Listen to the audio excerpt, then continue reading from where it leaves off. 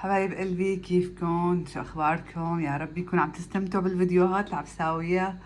اليوم حبيت شوفيكم طريقة عمل الشوربة، بس هي شوربة ماش. هي اخواننا بالعراق يسووها، نحن بسوريا هم هاي ما بنستخدمها. شوفوا الماش شلون شكله.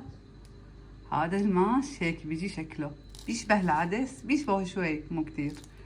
بس على فكرة مو أنا اللي راح أطبخها، زوجي اللي راح يطبخها، لأن أنا مو كتير بعرف فيها، بس كتير بحبها يعني على فكرة. وهلا راح نبدي. هون زوجي أول شي نقعه، غسله، العفو، أول شي غسله بعدين نقعه شوي 10 دقايق وصفى. وهلا هون حاط الطنجرة على النار، وهلا راح يبدي ونشوف الطريقة. هلا هون حطه بالطنجرة وهي سخنة طبعا.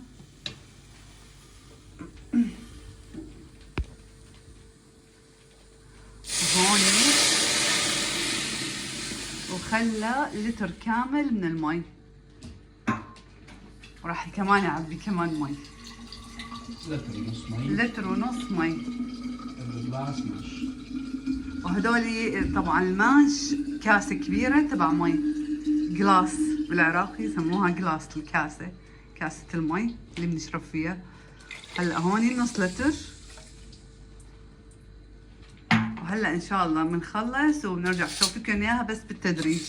هلا هون رح اخليها لحديت ما تغلي وتصير جاهزة. ما بعرف بعد المرحلة الثانية ان شاء الله رح اوصلكم الها لحديت النهاية.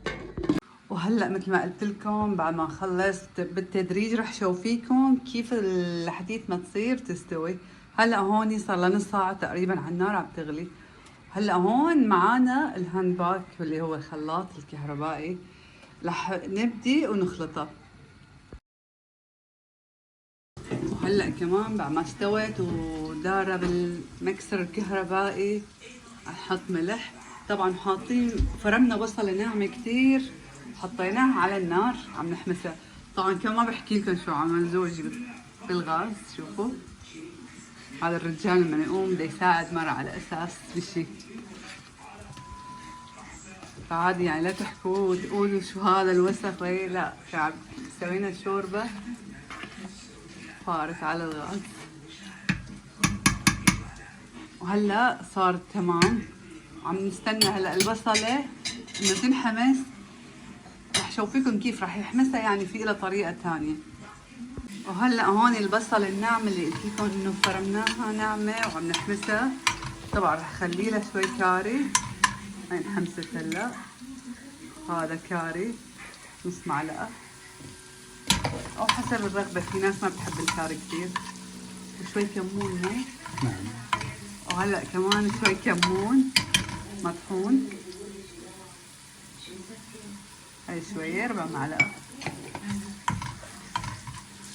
وهذا كركم، عندي كركم لساته ما فضيته بالعلبة. هاي كلاتهم طبعا كلهم مع البصلة، بيحمس البهارات والتوابل كلها مع البصلة. طبعا ريحتهم كتير حلوة، تجنن ريحتهم بالحمس.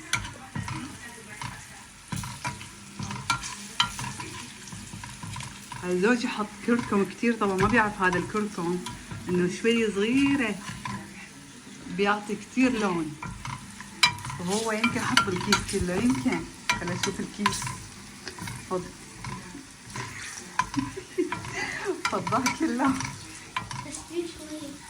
خلى شوي، الله يعطيه العافية.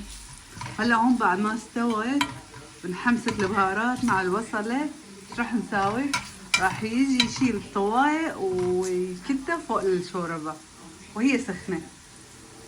وهلا شوفوا الشوربة كيف عم تغلي. انا حطيتها طبعا هون على الليزرية، عندي ليزرية بالبيت فنقلتها من الغاز لهون البخار. هون شوفوا ما مبين البخار.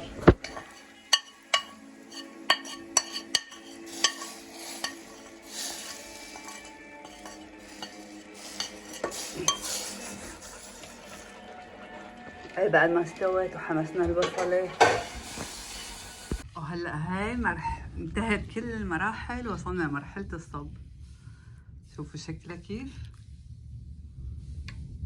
طبعا عم بستناها على نار. هاي شكلها تشبه يعني شوربة العدس، بس هي طبعا مو عدس. وألف عافية يا رب، وإن شاء الله يا رب إفطار ألف صحة وهنا على الجميع.